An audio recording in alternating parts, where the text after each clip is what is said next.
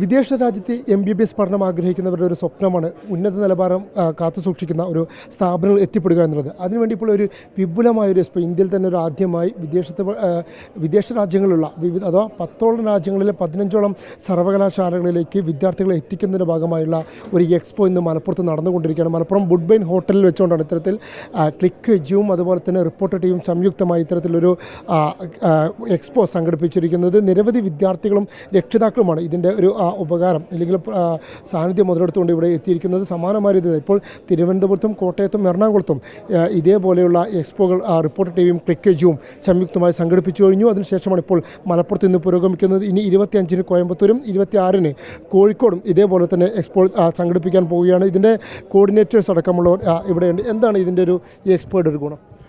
ഈ എക്സ്പോയുടെ ഗുണം എന്ന് പറഞ്ഞു കഴിഞ്ഞാൽ പല രാജ്യങ്ങളിലുള്ള 15 യൂണിവേഴ്സിറ്റിയോളം നമ്മൾ ഒരുമിച്ച് കാണാൻ. അപ്പം നമ്മൾ ഏതെങ്കിലും ഒരു സ്റ്റുഡൻറ്റിന് ഇപ്പം ഇൻട്രസ്റ്റഡ് ആണെങ്കിൽ അവർക്ക് ഒരു കൺസൾട്ടൻസിയിൽ ചെന്ന് കഴിഞ്ഞാൽ ഒരു യൂണിവേഴ്സിറ്റി അല്ലെങ്കിൽ 2 യൂണിവേഴ്സിറ്റിയാണ് കാണാൻ കഴിയുക. പക്ഷേ ഈ ഒരു വേദിയിൽ അവർക്കൊരു 15 യൂണിവേഴ്സിറ്റിയോളം പല രാജ്യങ്ങളായിട്ട് പല കാര്യങ്ങൾ, അതായത് ഒരു മൊത്തം പാക്കേജായിട്ട് എന്താണെന്നുള്ള കാര്യം അവർക്ക് അറിയാൻ കഴിയുന്നുണ്ട്. ഒരുപാട് വിദ്യാർത്ഥികൾ വിദേശത്തേക്ക് ഇത്തരത്തിൽ MBBS പഠനത്തിന് പോകുന്നുണ്ട്. അപ്പോൾ അവർക്കും ഈ ക്ലിക്ക് വെച്ച് ഇത് എങ്ങനെയാണ് ഒരു ഉപകാരമാക്കാൻ പറ്റുന്നത്? നമ്മൾ A to Z കാര്യങ്ങളാണ് നമ്മൾ നോക്കുന്നത്. അതായത് നമുക്ക് ഏകദേശം ഒരു 16 വർഷത്തെ എക്സ്പീരിയൻസ് ഉണ്ട് കുട്ടികളെ കൊണ്ടുപോയിട്ട്.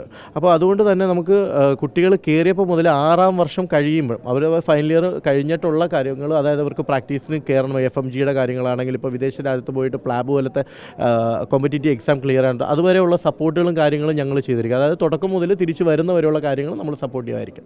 പല വിദ്യാർത്ഥികളെയും അംഗീകൃത സ്ഥാപനങ്ങളല്ലാത്തതിലൊക്കെ പോയി എത്തിപ്പെടുന്നതിൻ്റെ പ്രശ്നങ്ങളൊക്കെ ഉണ്ടാവാറുണ്ട് വിദേശ സർവകലാശാലകൾ. അതിനെ എങ്ങനെയാണ് മറികടക്കാൻ പോകുന്നത്?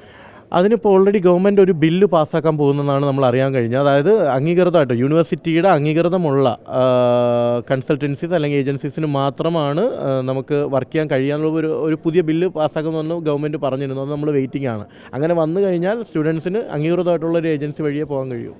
ഇത്തരം എക്സ്പോയിലൂടെ അത്തരം വിദ്യാർത്ഥികൾക്ക് ആശങ്കകളില്ലാതെ തന്നെ പുറത്തേക്ക് പോകാം. തീർച്ചയായിട്ടും ഞങ്ങളല്ല യൂണിവേഴ്സിറ്റിയുടെ പ്രതിനിധികളായിട്ടിരിക്കുന്ന ഓരോ യൂണിവേഴ്സിറ്റീസിൻ്റെ ഡെലിഗേറ്റാണ്. പല രാജ്യത്തിൻ്റെ ഡെലിഗേറ്റ് ഉത്തരവാദിത്തപ്പെട്ട ആൾക്കാർ ഡയറക്റ്റായിട്ട് സംസാരിക്കുക. എന്താണ് യൂണിവേഴ്സിറ്റിയിലുള്ളത്, എത്ര രൂപയാണ് നിങ്ങൾ അല്ലെങ്കിൽ എത്ര ഡോളേഴ്സാണ് നിങ്ങൾക്ക് യൂണിവേഴ്സിറ്റിയിൽ ഫീസായിട്ട് അടയ്ക്കേണ്ടതെന്നുള്ള കാര്യങ്ങളും അക്കോമഡേഷൻ കാര്യങ്ങളും ഡയറക്റ്റ് അവിടെ നിന്ന് തന്നെ ചോദിച്ചറിയാൻ പറ്റുന്നതാണ്. വിദ്യാർത്ഥികൾക്ക് വളരെയേറെ ഉപകാരപ്രദമാണ്. തീർച്ചയായിട്ടും.